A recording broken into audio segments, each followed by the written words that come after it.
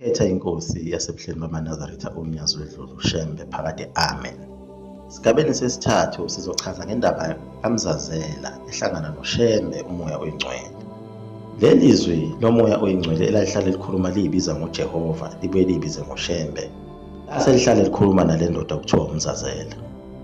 Kanti ngapha kwaZulu abantu sebeyibonile lento kaMzazela ukuthi ingase ibe ingozi ukuketula umbuso.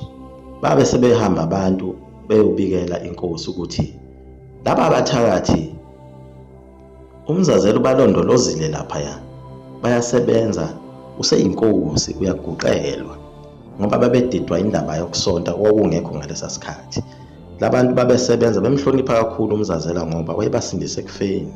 Njengoba wayengumnumzane wekhaya nje ubaba wabo, mabemlethela ukuthile babeguqa, noma uzongena endlini yakhe wayiguqelwa. Abantu bakuthatha ngokuthi usekhande ubukhosi bakhe obusha obungaziwa. Babe sebebikela inkosi, yakhulunywa indaba nesigungu, wagcina kwathathwa isinqumo sokuthi lesi sizwe salomuntu asiqedwe, naye uMzazela lona makabulawe. Kodwa inkosi uJama yabe sithumela izinhloli ukuthi ake zizoyibheka lento ukuba iyenzeka ngempela yini. Nebala zathi mazifika izinhloli zathola ukuthi leyo nto iyenzeka ngempela. Zase inhloli seziyobikela inkosi. Kodwa inkosi lena yayimkhonzile uMzazela ngoba ibona ukuthi lo muntu umuntu kaNkulunkulu. uMzazela kwafika izwi kuye lathi kuye sekumele asuke kule ndawo ngoba uzozalwa inkosi eyobanonya, eyophila ngegazi. Kanti uMzazela lona wayakhelene nesizwe esasiyingozi kakhulu, isizwe sakwaZwide, esasinendlu yayo enkulu okwakuthiwa ikwaNongoma, nesinye isigodlo saso okwakuthiwa ikwaNdlovunga. KwaNdlovunga yilapho kwakuhlala khona indlovukazi yakhona, uNtombazi, eyayidume ngokusebenzisa kakhulu amakhambi nangokubulala nangokunquma amakhosi amakhanda. uNkulunkulu wayemtshela ngaso lesi sizwe nangendodana ezozalwa khona okuthiwa uNqabeni, lena ekuthiwa uZwide phela.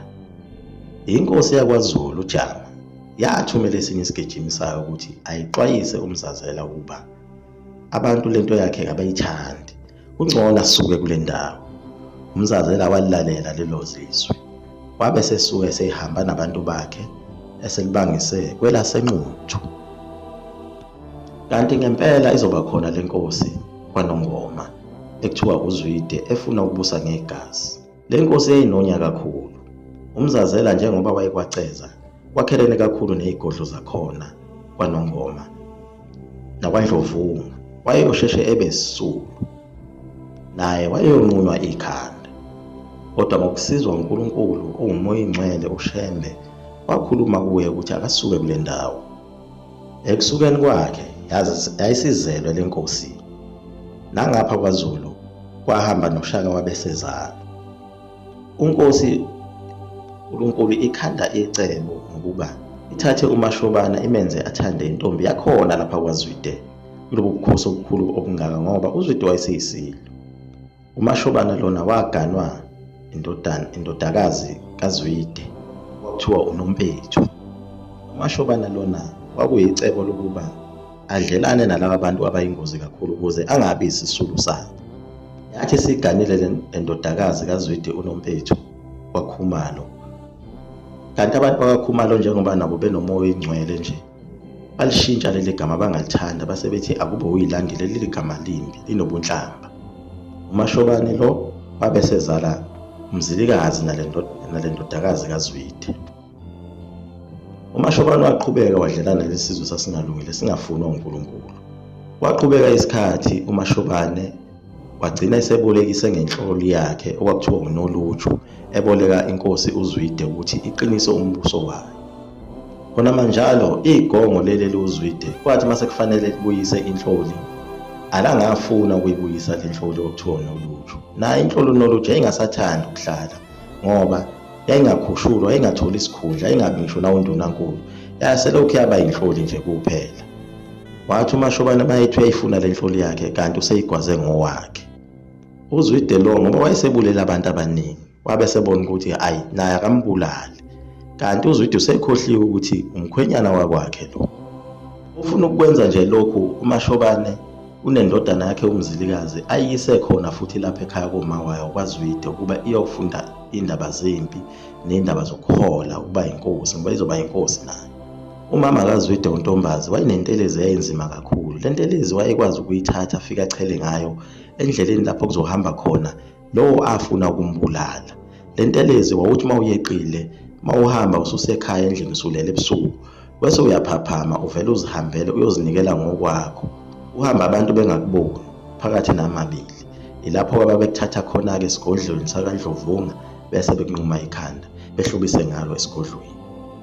Naye uMashobane bamenza njalo, wabe naye seyinikela babe sebembamba sebehamba naye beyomfaka lapha kwaNdlovunga endlini kaNtombazi. Bakwenza lokhu nje uMzilikazi ukhona uyayibukela lento ukuthi uyise phela lo abamenza kanje. Kanti nenhlolo noluju nayo yayibona le ndaba. Bamnquma kanjalo-ke uMashobane ikhanda lakhe bahlobisa ngalo esigodlweni. Le nto yaba isilonda esikhulu kuMzilikazi, wafisa ukuziphindiselela umkhulu wakhe onguZwide. Kanti konke lokhu kwakuyicebo likaNkulunkulu, umoya oyingcwele ushembe phela. Isizwe samaNtunga Nguni safelwa uMashobane ngoba uye lo owenza ukuthi kubonakala ukuthi lesi sizwe sibi kakhulu mase sinqume naye. Indodana yakhe uMzilikazi yabe sikhanda icebo lokuthi icinga ukuthi ngabe lesi sizwe sakaNdwandwe isiphi isizwe engazwani naso engakwazi ukusebenzisana naso ukuthi isiketule ngoba sibulale uyise.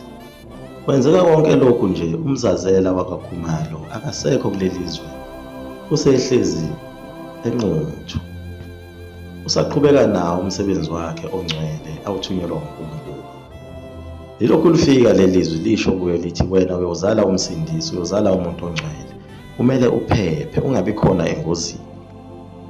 Wamsindisa kanjalo uJehova umzazela elokhu emlondoloze njalo. Yilokhu lishilizwe ukuthi akahambe wazohamba azofika endaweni yaseNtabamhlophe. Iyaguqa lapho ekumgedlela umzukulu kaMafutha uMkhuvu uMakhuluskopo ngenzani imali yami igcwele isikhwama. Asiphinde silalele ngokuzayo. Inkosi ibusise nikuzwile.